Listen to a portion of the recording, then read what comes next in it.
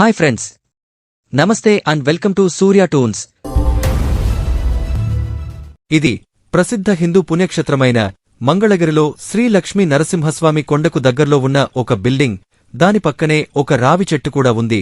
దానితో పాటు చుట్టుపక్కలున్న పచ్చని అడవి చెట్లపైన ఉండే చిలకల కోసం ఆ బిల్డింగ్ టాప్ ఫ్లోర్ ఎలివేషన్ గోడపై మేతవేసి ఉండడంతో కొన్ని చిలుకలు వరుసగా చేరి ఒక పద్ధతిలో క్రమశిక్షణగా తింటున్నాయి. అంతలో మెయిన్ రోడ్డుపై ఉన్న బిస్మిల్లా బిర్యానీ పాయింట్ వైపు నుంచి కొన్ని పావురాలు వచ్చి అదే ఆహారంపై వాలి అడ్డదిడ్డంగా బొక్కడం మొదలెట్టాయి. అప్పటివరకు పద్ధతిగా తింటున్న చిలుకలు కూడా ఆ పావురాలను ఏమీ అనకుండా కొంచెం కొంచెం జరుగుతూ వాటిని కూడా తిననిస్తూ ఓ పక్కకు సర్దుకున్నాయి. అంతవరకు అన్ని పక్షిజాతే కదా అనుకుంటూ చూస్తుండగా అందులో కొన్ని రాడికల్ పావురాలు ఏదో పగపట్టినట్లు ఆ చిలుకల మీద దాడి చేయడం మొదలెట్టాయి. అయినా కూడా చిలుకలు వాటిని ప్రతిఘటించకుండా ఆ పొగరుబోతూ పావురాలను తప్పించుకుంటూ దూరం జరుగుతూ తలంచుకొని వాటిమానాన అవి తింటున్నా కూడా వదలకుండా ఆ కన్నింగ్ పావురాలు మొత్తం అన్ని చిలకల్ని పారదోలి ఆ గోడపై కబ్జా చేసి మిగిలిన మేతంతా మేసేసి మళ్లీ వాటి స్థావరమున్న బిస్మిల్లా బిర్యానీ పాయింట్ వైపుకి ఎగిరిపోయాయి. లెక్క ప్రకారం చూస్తే అక్కడ పావురాలకన్నా చిలుకల సంఖ్యే మెజారిటీగా ఉన్నప్పటికీ స్వాభావికంగా చిలుకల్లో ఉండే హిందూ సాధు స్వభావం వల్ల మైనారిటీగా ఉన్న బద్మాష్ పావురాల దాడిని తిప్పికొట్టలేక తప్పుకొని తమ నోటికాడికూడుని వదులుకోవాల్సి వచ్చింది. ఇదంతా కల్పిత కథో, ఏఐ జనరేటెడ్ వీడియోనో కాదు. మన భారతదేశంలో చొరపడుతున్న అక్రమ వలసలకు, భారతీయులపై, ముఖ్యంగా హిందువులపై జరుగుతున్న ఉగ్రవాద దురాగతాలకు నగ్న సత్యంలా కళ్లముందుంచిన రియల్ దృశ్యం.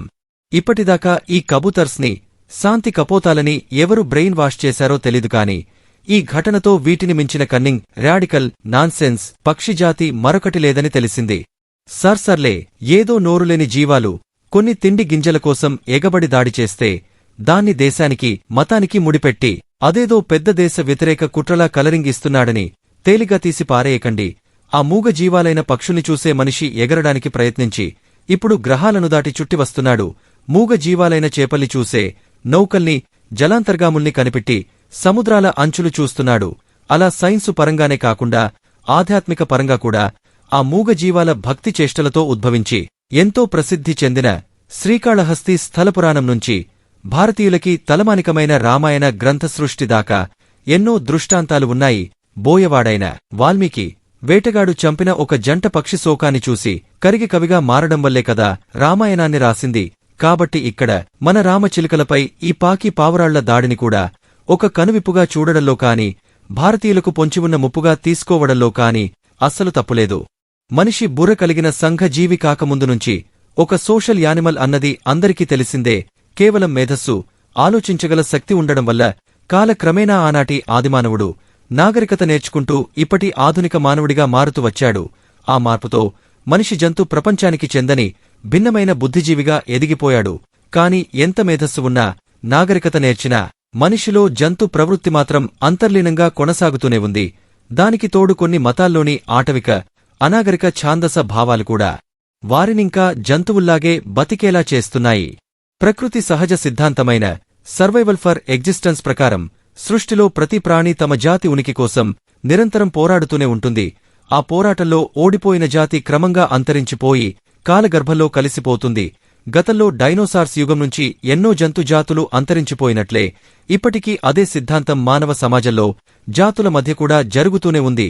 ఇంతకు ముందు చెప్పుకున్నట్లే ఈ ఉనికి కోసం పోరాటంలో మంచి మానవత్వం కల జాతి మనగలిగితేనే సమాజం బాగుంటుంది. కాని అదే జాతిలో మంచి అనే మైనస్ పాయింట్నే వీక్నెస్ గా తీసుకొని దొంగదాడి చేసే ఈ కన్నింగ్ కబూతర్స్ లాంటి క్రూరమైన జాతులతో అప్రమత్తంగా ఉండకపోతే మాత్రం మన మంచితనమే మనకు శాపంగా మారి మన దేశంలో మనమే మైనారిటీగా బతుకుతూ క్రమంగా కనుమరుగవక తప్పదు.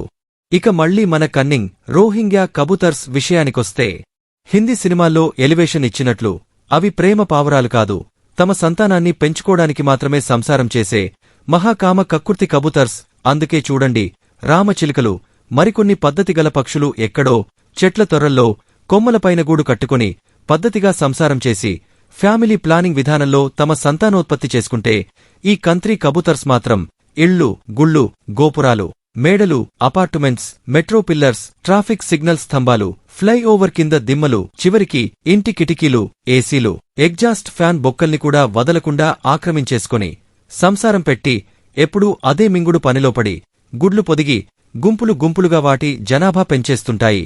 అలాగే ఆహార సంపాదన విషయంలో కూడా రామచిలుకలు, మరికొన్ని పద్ధతిగల పక్షులు ఎంతో దూరం ఎగరి తోటల్లో తోపుల్లో తిరిగి పండ్లు గింజలు సంపాదించుకుంటే ఈ బంగ్లాదేశ్ కబూతర్స్ మాత్రం సర్కార్ ఫ్రీగా చల్లే రేషన్ బియ్యంతో పాటు మిద్దెలపై ఆరబెట్టుకున్న తిండిగింజలు రైతుబజార్, రైస్ మిల్లుల చుట్టూ చేరి అప్పనంగా వచ్చిన ఆహారాన్ని హక్కులా భావించి మెక్కుతూ అరిగి అరగని రెట్టలతో పిచికారీ చేస్తూ పరిసరాలన్నీ కంపు చేస్తుంటాయి. ఆ ఎండిన రెట్టల్లోని ధూళి కణాలు గాల్లో కలిసి శ్వాస సంబంధమైన వ్యాధులు వ్యాపించి జనాల ప్రాణాలు తీస్తున్నాయి. సో ఫైనల్గా ఈ రియల్ పంచతంత్ర పరిశీలనతో కళ్లు తెరిచి శతాబ్దాల నుంచి మనల్ని బ్రెయిన్ వాష్ చేయబడిన అనేక యాంటీ హిందూ, యాంటీ నేషన్ అంశాల నుంచి బయటపడి మంచి మానవత్వం, మతం, సెక్యులర్ తత్వాలను ఎప్పుడు ఎలా తెలివిగా వాడాలో తెలుసుకొని ఈ కరాచీ కబూతర్స్ని తన్ని తరిమి కొడితేనే మనకు మనదేశంలో ప్రశాంతమైన మనుగడ, లేకుంటే చిలుక ఏ తోడులేక ఎటేపమ్మా ఒంటరి నడక అంటూ పాడుకుంటూ ఈ థాన్ గ్రెస్ కబూతర్స్ కాళ్ల కింద బిక్కుబిక్కుమంటూ బతకాల్సిందే.